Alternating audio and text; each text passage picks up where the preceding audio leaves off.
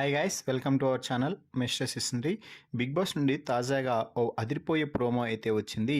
ఆ ప్రోమోని ఒకసారి చూసినట్లయితే హౌస్మేట్స్ అందరికీ నిన్న బిగ్ బాస్ యాపిల్స్ ఇచ్చేటప్పుడు చాలా క్లియర్గా ఒక విషయం అయితే చెప్పాడు.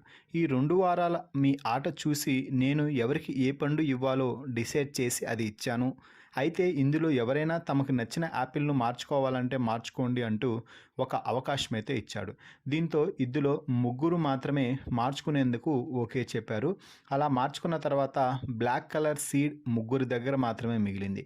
ఆ ముగ్గురు ఎవరు అంటే రీతు, శ్రీజ, ఫ్లోరా.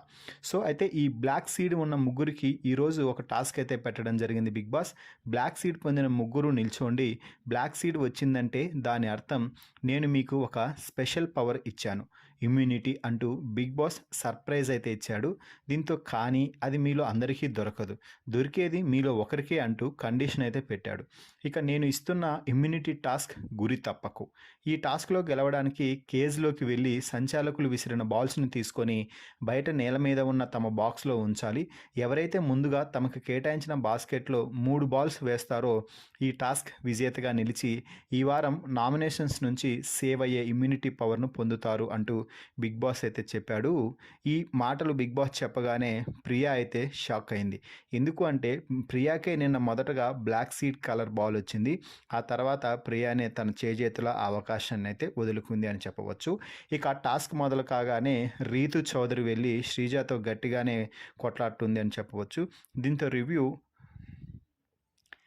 రీతు, నువ్వు తనని బ్లాక్ చేయొచ్చు కానీ నీ మొత్తం 100% బాడీ వెయిట్ తన మీద పెట్టకు అంటూ సంచాలక్ సంజన సలహా అయితే ఇస్తుంది. దీంతో ఇక అలా అయితే గేమ్ ఆడటం కష్టం సంచాలక్ అంటూ రీతు చాలా పొగరుగా చెప్తుంది.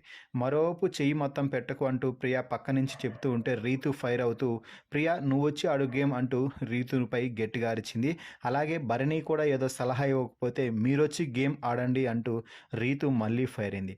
ఇక రీతు శ్రీజ హెడ్ జాగ్రత్త అని సంజన అంటుంటే మరి నా కాలు లాగుతుంది, కాలు లాగేటప్పుడు ఎక్కడ పెట్టాలి బాడీ అంటూ రీతు అయితే క్వశ్చన్ చేస్తుంది. మొత్తంగా ఈ టాస్క్ గెలిచి ఎలాగైనా ఇమ్యూనిటీ పొంది ఈ వారం నామినేషన్స్ నుంచి సేవ్ అవ్వాలి అని రీతు అయితే తెగ కష్టపడిపోతుంది. అయితే ఈ టాస్క్లో గెలిచి ఫ్లోరా అయితే ఇమ్యూనిటీ పొందిందని తెలుస్తుంది.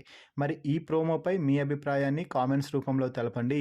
మరిన్ని బిగ్ బాస్ లైవ్ అప్డేట్స్ కోసం మన ఛానల్ని చూస్తూ ఉండండి. Please subscribe our YouTube channel mister సిసింద్రి.